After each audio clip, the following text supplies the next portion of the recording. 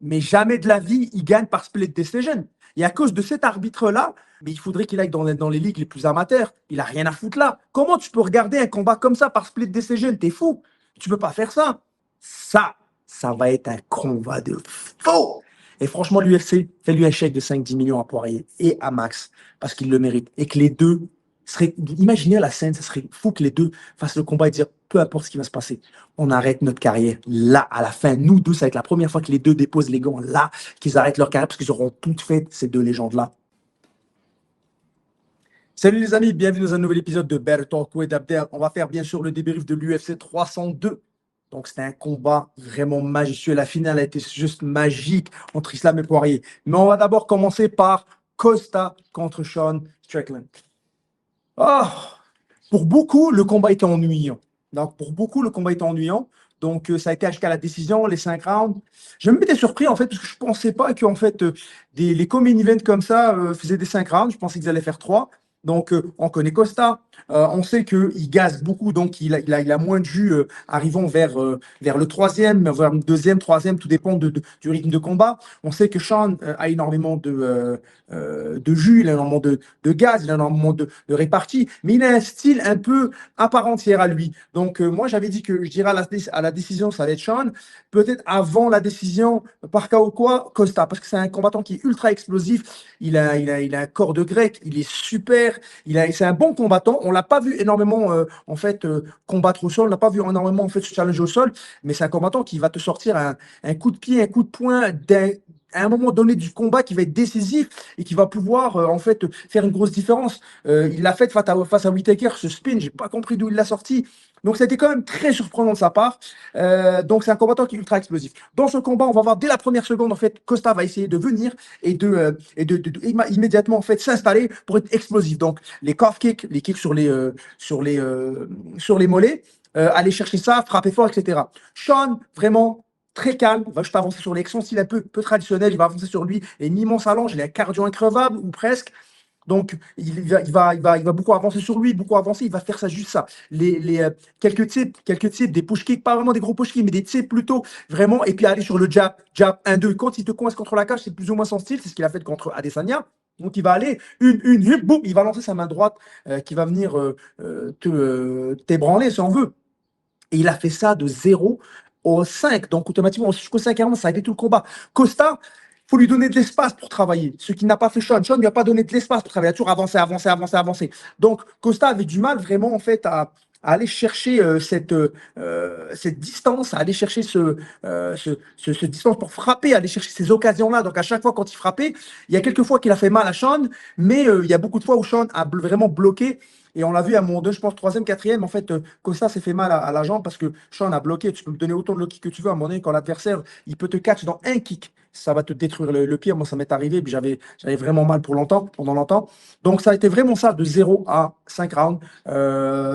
Et à la fin, on voit une grosse accélération de Sean qui vient même sauter, un flying kick. Ça a été vraiment, on pourrait dire, un bel finish. Donc Sean l'emporte par décision au point. Maintenant, on va venir sur le petit point d'interrogation. Il y a un juge qui a mis. Donc, Sean a gagné par split decision parce qu'un juge a donné des rounds à Costa. Pour moi, Sean gagne 5 rounds. Et encore, peut-être on va donner un round à Costa à un moment donné parce il y a comme des beaux échanges. Mais jamais de la vie, il gagne par split decision. Et à cause de cet arbitre-là, même Dana White était foudrage. Il a dit, mais il faudrait qu'il aille dans les ligues les plus amateurs. Il n'a rien à foutre là. Comment tu peux regarder un combat comme ça par split decision? T'es fou. Tu ne peux pas faire ça. Surtout pas à ce niveau-là. Tu es en combi-niveau de deux combattants qui sont top 10 à l'UFC, dont un d'eux était numéro 1 contender et l'autre était champion. Comment tu peux te permettre, et voir un combat comme ça à sens unique, comment tu peux te permettre de dire qu'il y a une split decision? Donc à ce moment-là, va voir le docteur, mon frère, fais quelque chose, mais fais-toi soigner mais il faut que tu revoies tes affaires parce que non, ça c'est vraiment. Ça m'énerve un peu parce que c'est jouer un peu avec la carrière des combattants. Et donc, ça aurait été un combat, on va dire, 3 rounds pour Sean et 2 rounds pour Costa, à cause de lui, peut-être qu'il y aurait eu un draw, donc une égalité, ou voire même une décision pour Costa. Donc là, heureusement, ça ne s'est pas fait, mais c'est du n'importe quoi. Donc, mais bon, Sean a gagné, donc tout est bon. Maintenant, pour son avenir à Sean, il veut vraiment retourner contre Duplessis. Moi, je pense qu'il mérite de se battre contre Duplessis. Franchement, je pense qu'il mérite de se battre contre Duplessis pour la revanche de la ceinture. Euh, mais on sait que l'UFC, c'est pas très intéressant pour eux, ce schéma-là, parce qu'ils préfèrent plus voir un Khamzat Chimaev, un Khamzat, excusez-moi, un Khamzat combattre pour la ceinture, parce qu'il combat contre Robert Whittaker. Et en fait, donc s'il gagne ce combat-là, ça va pas être facile, hein. S'il gagne ce combat-là, il va directement aller pour la ceinture. Donc, ça va être plus être ça le plan de l'UFC. Et puis, Sean, ben, à un moment donné, il prendra sa chance pour, je pense, le gagnant. Parce qu'on sait qu'on va lui donner un autre adversaire où il va juste pas combattre, puis il va attendre ce combat-là, puis voir qu'est-ce que ça va, qu'est-ce que ça va être. Donc, ça va se dessiner comme ça. Mais un combat tout de suite contre Duplessis, je pense qu'ils veulent laisser Duplessis là et voir ça. C'est sûr qu'il a droit à cette revanche-là. Il le mérite. Mais à la fois, il y a également, si Robert Whittaker gagne, ben, ça va être la revanche de Robert contre Duplessis, mais également le fait que Khamzat soit champion, ben, l'UFC l'avantage énormément, ce qui est stratégiquement bon. Donc voilà les amis. Merci les amis d'avoir regardé cette vidéo-là et à très bientôt. Mettez ça en commentaire, en like, ce que vous voulez, mais j'espère que vous avez liké. Si vous avez des questions, n'hésitez pas. Quel combat de fou! Waouh! Franchement, j'avais dit 80% je donne à Islam et 20% je donne à Poirier. Pourquoi? Parce que Poirier est un combattant qui est juste une légende dans le sport. Il est phénoménal dans le sport. Mais voilà, on a affaire à un Islam avec tout ce qu'il a fait, etc. Et c'est le champion. Et là, on a comme le dernier combat de Poirier, mais à la fin, il a dit que c'était pas vraiment le dernier. Il sait pas encore, il va réfléchir. Mais waouh, quel combat! Poirier peut faire une différence de fou à un moment donné avec un coup de poing, avec des combos de boxe. Il est une boxe super pour un combattant d'MMA. C'est incroyable la boxe qu'il a. Il est adorable. C'est un combattant qui a de la classe, qui a du talent, qui a battu beaucoup de monde. Il l'a depuis très très longtemps. Vraiment, écoute, il a fait une performance de fou. Normalement, quand tu fais un combat où tu sais que c'est comme les derniers combats, tu vas pas trop te défendre. On l'a vu un peu à plusieurs reprises. Et en fait, donc on l'a vu vraiment à plusieurs reprises c'est comme des combattants qui ont été comme ça, qui ont le fin de carrière, etc. Puis qui ont, boum, ils ont fait des combats un peu mitigés, je dirais. Lui, non. Il a donné son 200% durant le combat, du début à la fin. Il n'a pas lâché Islam. Il n'a pas lâché Islam. Islam est arrivé dans le combat. Franchement, j'avais peur quelquefois parce que sur les échanges de bouts, tu ne peux pas échanger trop avec Poirier. Islam l'a mis au sol. Au premier round, on a dit ok, c'est terminé. Ok, ouais, peut-être Poirier, quand même combatif, il se relève, il y va, etc. Islam avait du mal à le finir. Deuxième, troisième, quatrième round. Et au quatrième round, on a, même au cinquième, pardon, on va voir Islam qui va gagner sur un étranglement.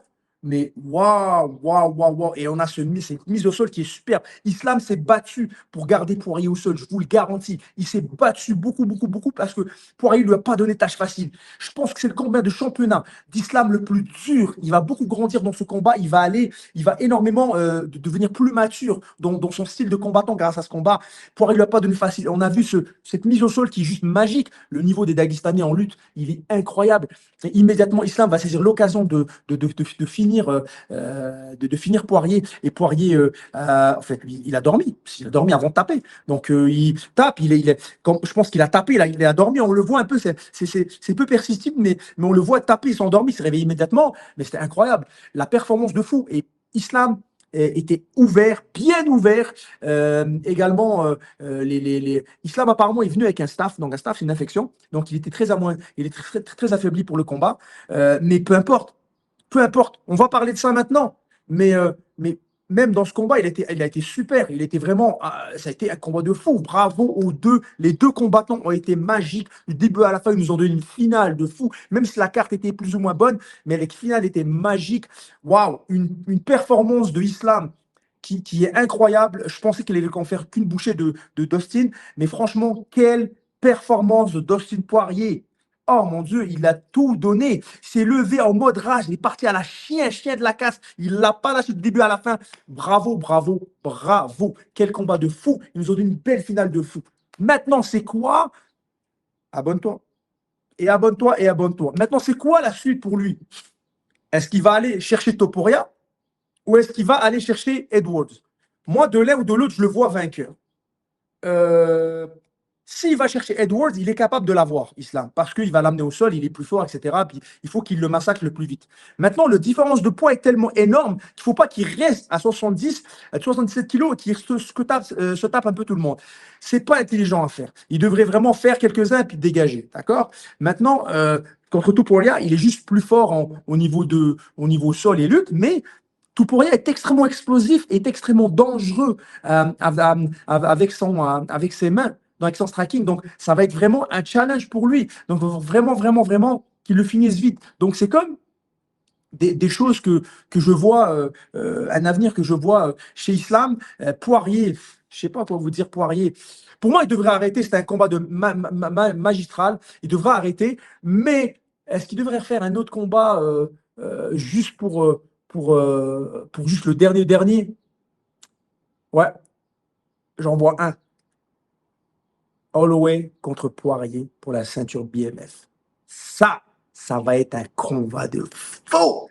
Et franchement, l'UFC fait-lui un chèque de 5-10 millions à Poirier et à Max parce qu'il le mérite. Et que les deux seraient. Imaginez la scène, ça serait fou que les deux fassent le combat et dire peu importe ce qui va se passer, on arrête notre carrière là, à la fin. Nous deux, ça va être la première fois que les deux déposent les gants là, qu'ils arrêtent leur carrière parce qu'ils auront toutes fait ces deux légendes-là pour l'UFC. Dites-moi ce que vous en pensez en commentaire. N'oubliez pas de liker, partager, abonnez-vous, partagez à max la famille, supportez. Et à très bientôt. À plus. Je te jure, elle me gratte depuis tout à l'heure.